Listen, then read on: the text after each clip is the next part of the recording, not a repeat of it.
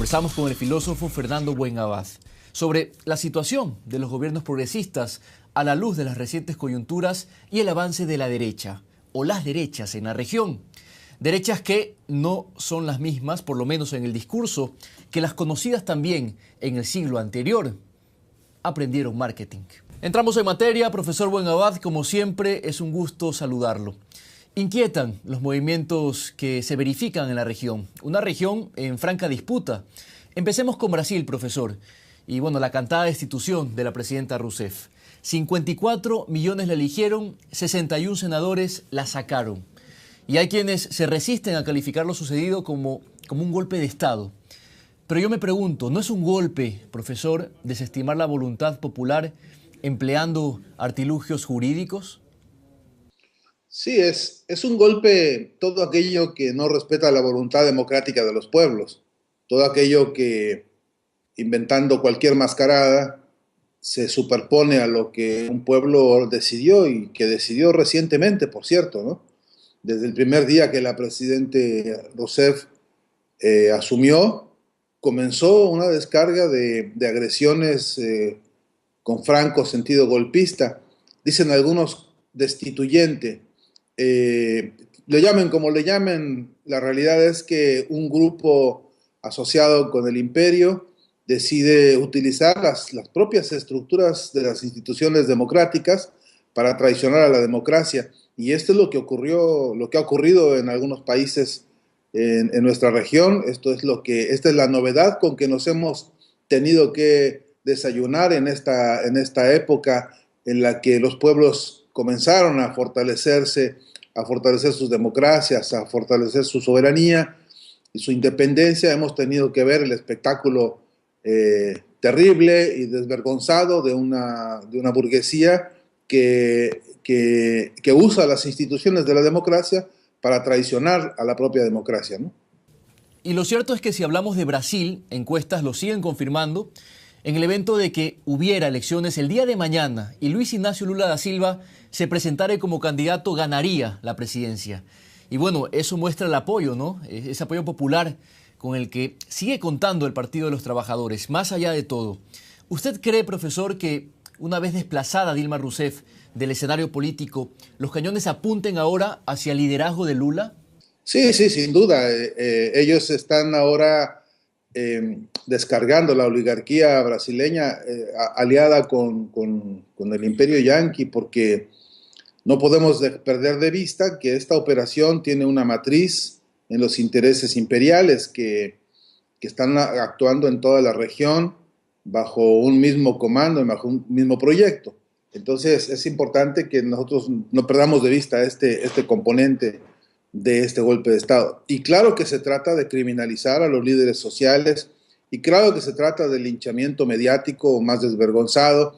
Son capaces de levantar las mentiras más aberrantes, las mentiras más insostenibles, las mentiras más alevosas, por decirlo de una manera medianamente cuidadosa, y lo hacen y lo están haciendo ahora mismo con Cristina Fernández en Argentina, y lo hacen y lo han estado haciendo siempre con Hugo Chávez, con Nicolás Maduro, con Rafael Correa, con Evo Morales. Es decir, no hay límite para la mentira y para la operación de desprestigio y de calumnia. De lo que se trata es justamente de ensuciar a los líderes, de entorpecer el avance de su maduración política incluso, y sacarlos digamos, de la consigna y de la tarea política que los pueblos les han dado a estos líderes. Sí, claro que le tienen un miedo terrible a Lula y por supuesto también a Dilma. Hoy mismo Dilma es una líder ya no solamente del Brasil, es una líder a nivel mundial que está siendo abrazada y seguida por los movimientos populares. La expresidenta Cristina Fernández hablaba hace poco en una entrevista de la existencia de un trío destituyente basado en lo judicial, en lo comunicacional y en lo financiero. Los nuevos poderes, ha dicho, no electos con capacidad para hacer ganar y perder elecciones. ¿Cuáles son las causas, a su criterio, profesor, que han propiciado este clima destituyente? ¿Coincide con la presidenta? Sí, en muchos sentidos.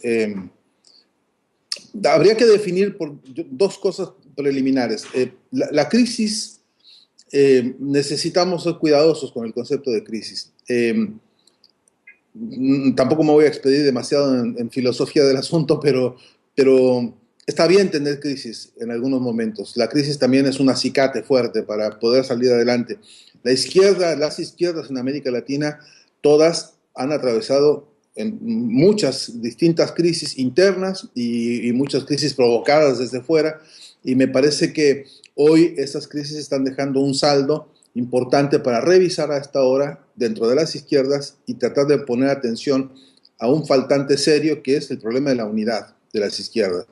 Es un tema central, crucial, atraviesa, me parece, todas las escalas y en todo caso es un tema para discutir con más profundidad en otro momento. Del otro lado, también es cierto que los gobiernos y unos sectores de esas izquierdas que los han apoyado han dejado huecos y han dejado vacíos que la derecha supo llenar para producir fracturas internas. Es perfectamente visible en cuántos campos. Yo me referiré específicamente al comunicacional de los que menciona Cristina Fernández, porque bueno, es el que más me he dedicado a estudiar y del que puedo decir algunas cosas.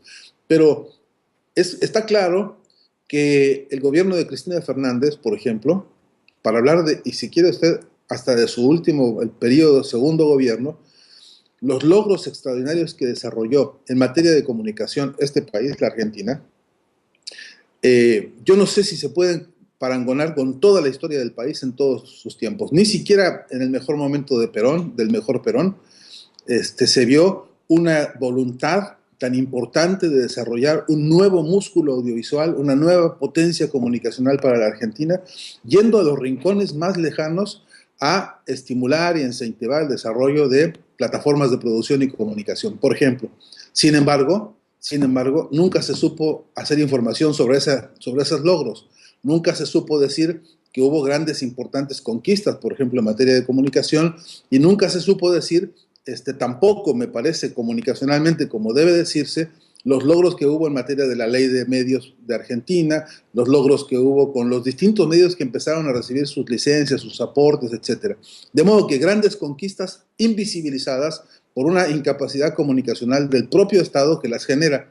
Esta contradicción, si usted me permite, podría aplicarla a otros muchos ejemplos en la región incluso, ¿no? Teniendo, como se han tenido, avances fantásticos en áreas como la ciencia y tecnología de la Argentina. Verdaderamente no ha habido, me parece, nunca un avance como eso, y tiene razón la presidenta Cristina Fernández. Le han golpeado mediáticamente en una zona en la que ellos mismos dejaron muchos vacíos.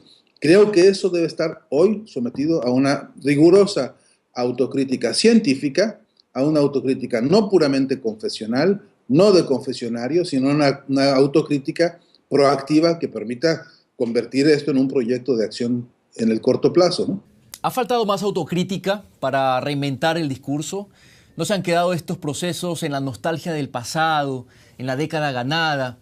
Esa mirada persistente, ¿no?, por el retrovisor, que ha descuidado quizá a esa nueva clase media que comienza ya a pagar las costas del ascenso de los que quedaron más rezagados. Un grupo social que ha nacido, al parecer, no sé qué opine, más como un consumidor que como un ciudadano empoderado y consciente, profesor.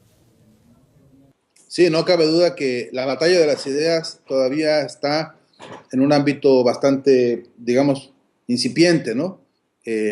Yo creo que no hemos logrado pasar del concepto de consumidor burgués al del sujeto que tiene capacidad de compra y decide políticamente qué adquiere, ¿no? Todo lo que uno compra es una decisión política también. Todo lo que uno habitualmente consume es digamos, el diseño de una forma de ser y de una forma de actuar en la vida, y esto tiene un carácter estricto y fundamentalmente político. Mire usted, una de las mercancías más caras de la clase trabajadora, por la que más pagan los trabajadores mensualmente con su salario, es la vivienda. Al pago, para poder meter la vida en algún lugar, bajo un techo para protegerse, los trabajadores gastan fortunas mensualmente, fortunas, más allá de la mitad del salario generalmente. Hay una mafia enquistada en todos los rincones de todo el continente, mafia inmobiliaria, mafia de los bienes raíces, que ya tiene secuestrados, ¿no?, así directamente los salarios de los trabajadores por más de la mitad de sus ingresos mensualmente. Cuando un país se decide a quebrar esa noción de la casa como una mercancía, cuando se decide a actuar a fondo en una decisión que implica no solamente la construcción de 3 millones de casas como lo ha hecho Venezuela, sino además proveer hospitales, escuelas, oficinas, espacios públicos, es decir, el conjunto de las otras estructuras de la construcción que se necesitan para el hábitat profesional, para el hábitat comercial, etcétera. Cuando un gobierno se decide a eso y no hace de esto una estrategia de transformación cultural, queda a medias del camino y entonces se puede ver victimado por sus propios logros. Este es un razonamiento que me parece crucial. Hemos visto en Venezuela, yo lo he visto, casos en los que una persona ejerciendo su derecho pleno de recibir su vivienda, como todo ser humano debería hacerlo, no ha sido capaz de comprender que está ejerciendo ese derecho gracias a que un proyecto político se lo está habilitando. Esto no se convirtió todavía en una corriente de cultura, no se convirtió en una actitud de pensamiento crítico, de pensamiento revolucionario, de pensamiento transformador que diga, ahora que yo puedo ejercer este derecho a la vivienda, rompiéndole la columna vertebral a la lógica de la mercancía de la vivienda, ahora debería lograr que todos los demás puedan ejercer ese mismo derecho. Eso no ha ocurrido y es una falencia en la que creo que venimos con retraso y puede, repito, ser muy costoso para la propia revolución que sea victimada con sus propias conquistas, ¿no? Y bueno, son falencias en las que sí se detuvo la llamada nueva derecha, ¿no? La nueva derecha latinoamericana del siglo XXI que lleva años prestando atención precisamente a cómo hablarle a esta nueva clase media, ¿no? ¿Qué opina usted sobre esto, profesor?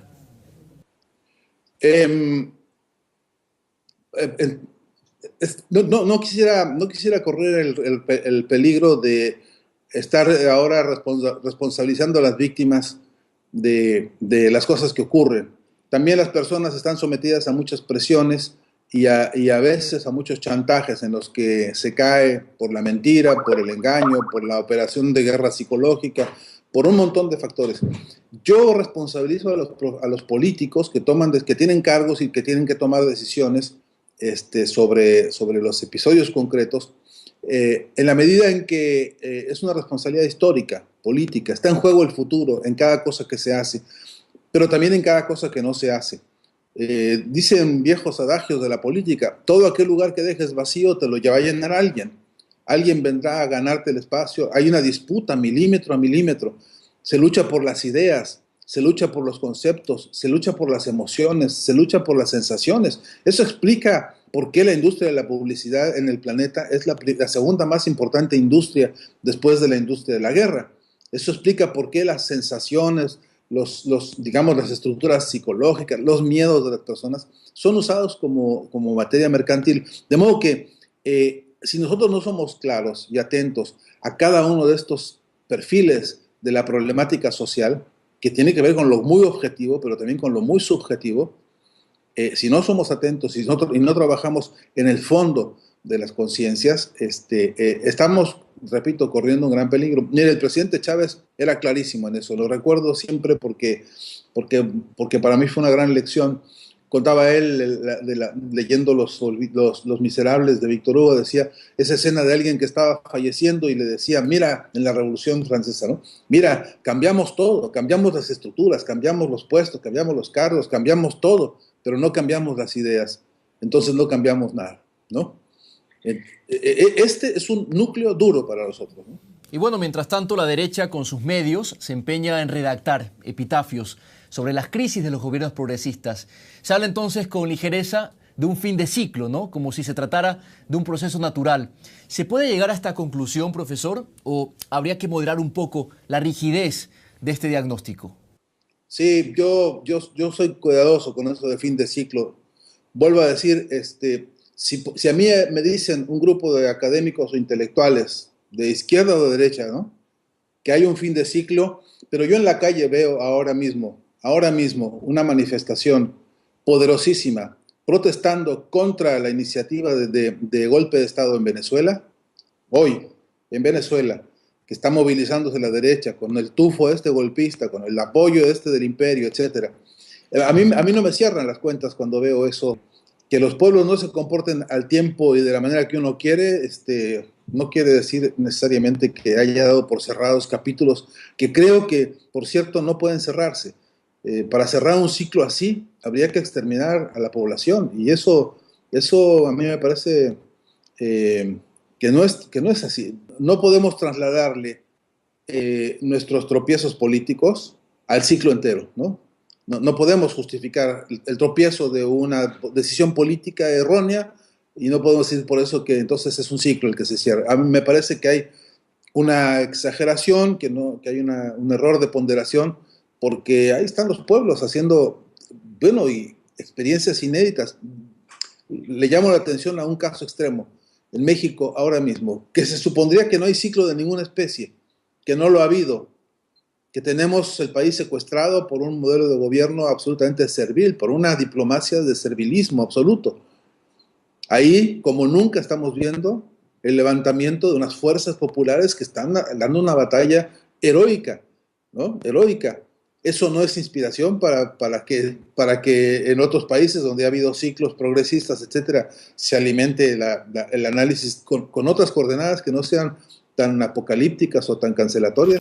Se denuncia una estrategia imperial para reconquistar América Latina y el Caribe, pero dentro de esta estrategia, y a diferencia del siglo anterior donde se empleaban balas, donde se usaban tanques, hoy las armas que se usan son de otro tipo, diría que mucho más sofisticadas y efectivas. ¿Cuáles son esas armas, profesor? ¿Y de qué manera hacerle frente? Bueno, por un lado, una de las armas ha sido la que ya dijimos, la que se han infiltrado los golpistas a través de las instituciones del Estado democrático, que se infiltran y que transitan por adentro de las venas abiertas de la democracia para infectarlas por adentro con expresiones antidemocráticas. Esta es una de las nuevas estrategias. Él se comporta como un parásito, ¿no? Que se mete al cuerpo de una persona y le va carcomiendo hasta que la mata, ¿no? Bueno, este es el comportamiento que tienen estas derechas que vieron la manera de infiltrarse, aprovechándose de faltantes, de errores y de vacíos, y también de una maquinaria mediática que como nunca se aceitó y está trabajando. Yo hablo de un plan cóndor mediático también, hablo incluso de un plan buitre, porque Paul Singer, dueño como es y copropietario de cadenas mediáticas en todo el mundo, está operando directamente en Argentina ahora mismo, con sus intereses salvaguardados, porque ya fueron a pagarle los fondos buitres, pero ahora quieren ir por mucho más, y entonces van por más, como por ejemplo, por toda la estructura mediática y el desarrollo. En este país se desarrolló televisión digital abierta en la Argentina para el proyecto del apagón analógico e ir hacia la televisión digital. Hay infraestructuras, hay satélites, hay toda una, digamos, generación de nuevos técnicos y profesionales de la comunicación que se lo están entregando así en un paquete con celofán y con moño a estas inversiones transnacionales. Repito, estas herramientas, como la herramienta de la infiltración dentro de la propia estructura de las instituciones democráticas, estamos hablando siempre de la democracia burguesa, ¿no? Todavía acá no se ha tocado esa estructura que merece un gran debate profundo. Pero también están infiltradas las instituciones de la justicia. Sabemos que hay alineados en torno a la derecha viejos vicios de estructuras jurídico-políticas, o básicamente judiciales, que repiten y obedecen a los intereses oligárquicos más rancios. Los propios jueces, habría que ver a muchos de ellos estructuras mentales que provienen de concepciones autoritarias, algunas de ellas de un nacionalismo fascista, claramente declarados de manera desembosada o subterránea. Hay, repito, un caldo ideológico que inclina a la justicia hacia el beneficio de las oligarquías, y eso ahora se ha desembosado y se ha vuelto al punto que la propia presidenta Cristina Fernández hoy le llama el partido judicial, porque hoy se comportan como un partido político que lo primero que hacen es no acudir a las urnas, ¿no? No son elegidos democráticamente en ningún lado, pero sí impactan a la democracia toda con sus decisiones de clase, con sus intereses de sector, con sus intereses oligarcas. Esa es otra herramienta de las, digamos, nuevas que se están usando, ¿no? Y una más que me parece a mí